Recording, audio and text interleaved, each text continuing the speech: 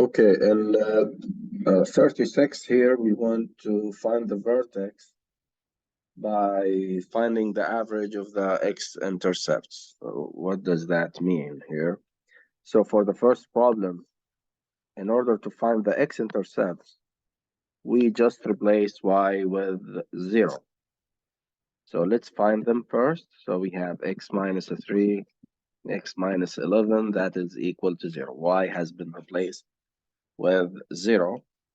And now the product of these two guys, this guy times this, is 0. So for sure, at least one of them is 0. So either x minus 3 is 0 or x minus 11 is 0. Get x isolated here and get x isolated here. So these are the x-intercepts. So if I plot them, we have this is the x-axis, this is a 3, this is 11, and a lives here. A is 1, so this means that the parabola opens up.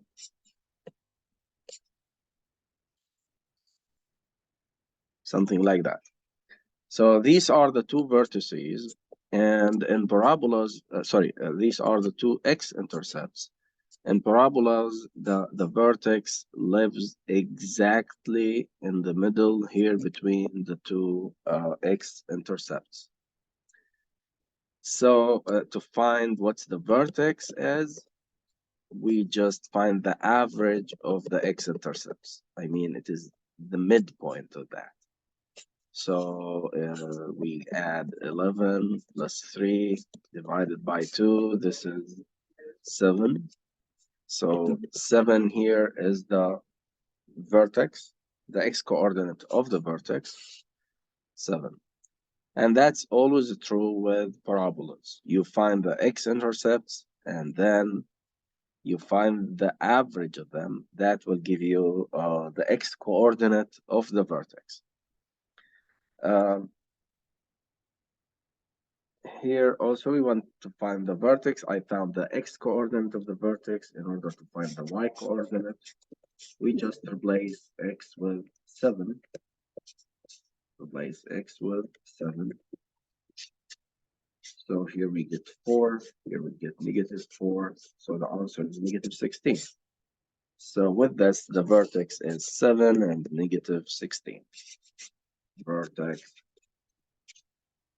is 7 and -16. So that's the first one. For the second one, as we see here, if we set that equal to 0, we get the two x-intercepts as -2 from here by getting x isolated and 6 from here. So -2 and 6. And a is positive. I mean, 1, it is invisible here, so opens up. That's the parabola. The vertex lives in the middle here. So basically, I will add, or I want to find the average of these x-intercepts. So 6 plus -2 divided by 2. 6 minus 2 is 4 divided by 2. That's 2. So the x-coordinate is 2 of the vertex. To find the y-coordinate of the vertex, we plug in 2 in the function here. So it will be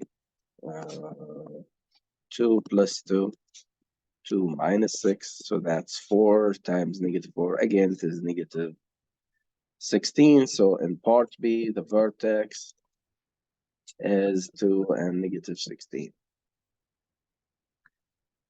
Okay, and in part C, I need to factor this in order to find the x-intercept. So this is x minus 10 and x minus 4. So these are the two factors, and you can check by foiling this. You will make sure that this is the right factoring. So by setting this equal to 0 in order to find the x-intercepts, as you know, we replace y with 0. So the first x-intercept gonna be 10, and the second one is 4. From here, we get 4, and 10. So the x-intercept lives exactly in the middle. Find the average of the x-intercepts, 10 plus 4 divided by 2. So this is 7.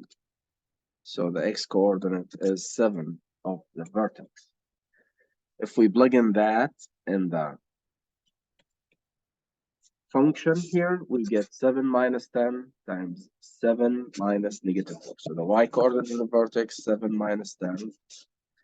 7 minus negative 4, we get negative 3 times 3, so that's negative 9. So the vertex in this case is 7 and negative 9. And finally, D. In D, I want to find the x-intercepts and then find their average in order to get what the vertex is. So the equation in D is x minus 2 squared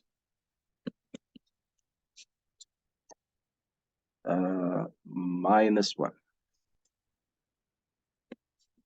I want to set that equal to 0 to find the x-intercepts and solve for x. So we reverse the PEMDAS. So first I will add 1 to both sides and then take the square root of both sides, plus and minus here. Square root of 1 is just 1. And then add 2 to both sides.